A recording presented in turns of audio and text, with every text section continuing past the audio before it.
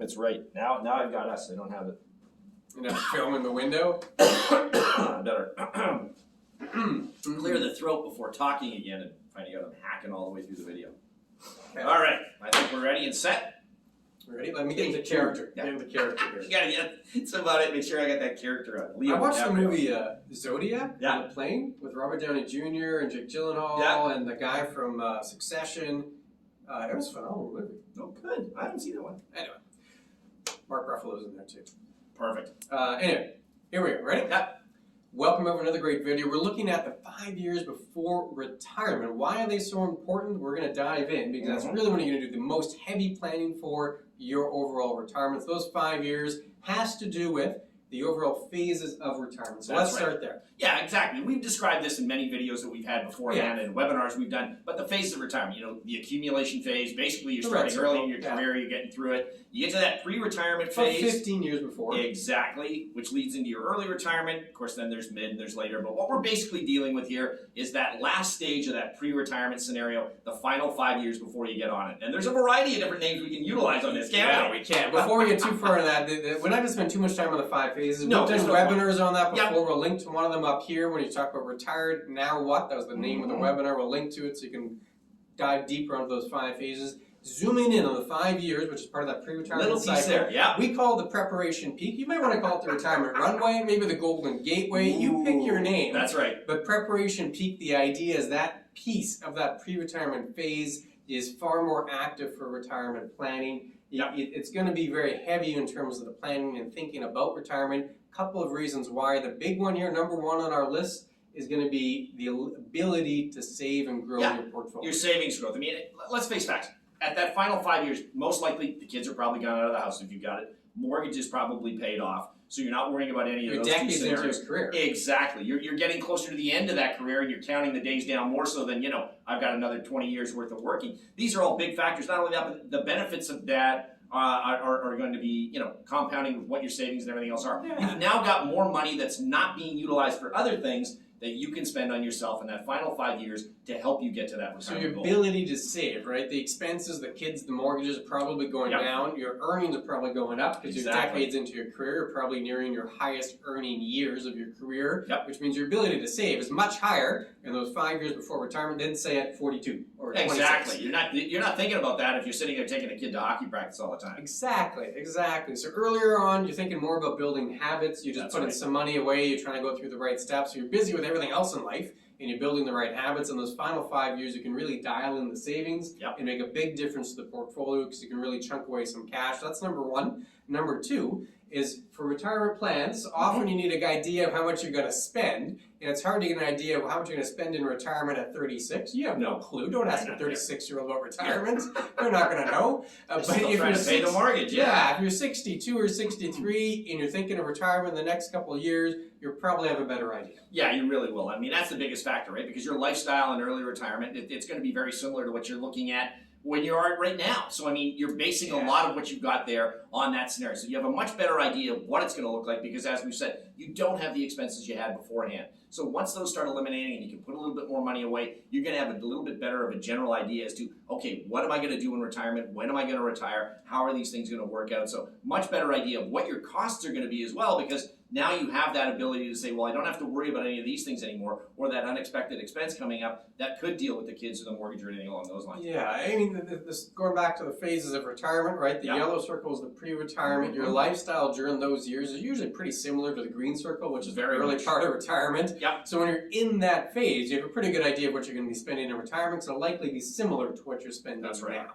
So the accuracy of a financial plan really is as good as the input. So if you're just guessing at budget numbers, well, your plan's not going to be very good. No. If your budget number is pretty accurate, well, then you have a fairly accurate estimate and plan. So why the heaviest planning is usually in these 5 years is because you're going to have a pretty good idea of what you're going to spend, so it'll probably mirror your current lifestyle. So that's a big one. That's why a lot of planning gets done in that 5 year window. A couple of items, 3 and 4 kind of go together here, but number 3 is the ability really to pay some of the big expenses up front. That's right. So, I mean, if you're looking at things along the lines, maybe you're replacing the car now. You're getting it done here. I mean, at 42, if you're replacing the car, chances are at 62, you need another one. You're not driving the same one. It may not even be there anymore that you can get it serviced. So that may be something. You replace the furnace, you can do some home renovations, whatever the case may be to get you to that point. Because again, you've eliminated some expenses down the road. Now you can use those expenses for other upgrades here, and that's going to get you to that point where, okay, now I know what I've got in retirement. So you're right, chances of big things up front and getting rid of some of that's going to really help with your expenses and dealing with how you're going to move into retirement. It can have a financial impact, right? That new car at 42 doesn't do much for your retirement finances, or a new car at 64 could certainly alleviate some of the burdens That's right, in retirement. down the road. So that one of the reasons those 5 years are so crucial is you have the ability to do that. We'll get into the reasons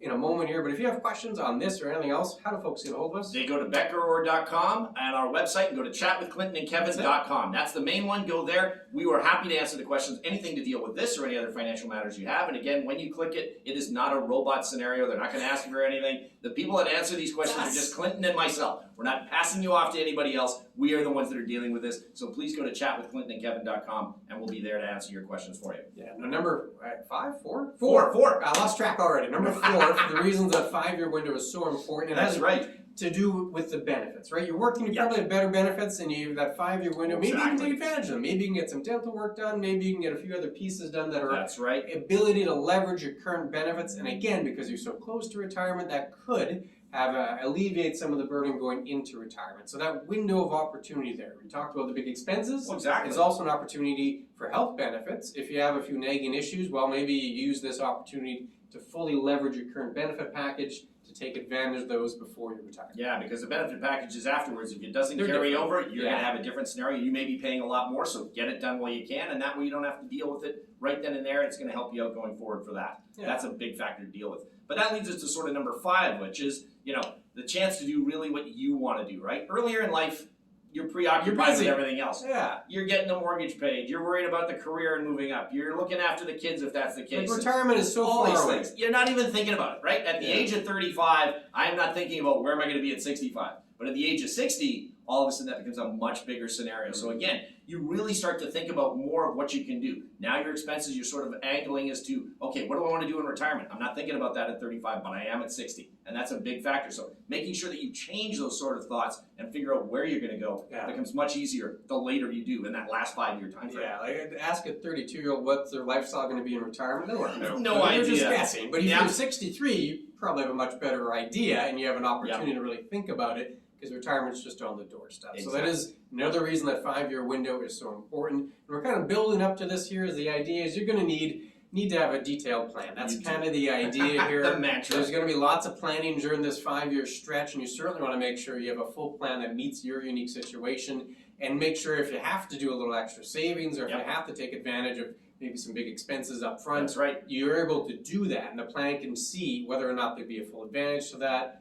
All those details will be hashed out as part of that overall plan. So the Becker Orr mantra, make sure you have a plan. Yep, that's basically it. And again, you can revise it a lot more quickly, and it's going to be a lot more accurate in those last 5 years than it may be at 30. But again, get that done. That's a big factor for us. Otherwise, I think we've covered a lot of what's going on. Yeah, there's a video on the screen now, so if you like this one, click on that one. That one's going to be about the post-50 savings checkup. So we look at some data, how much people have saved after the age of 50, and that gives you a bit of a comparison. So click on that one. We'll see you again very soon. And we're out. We're good. We're good.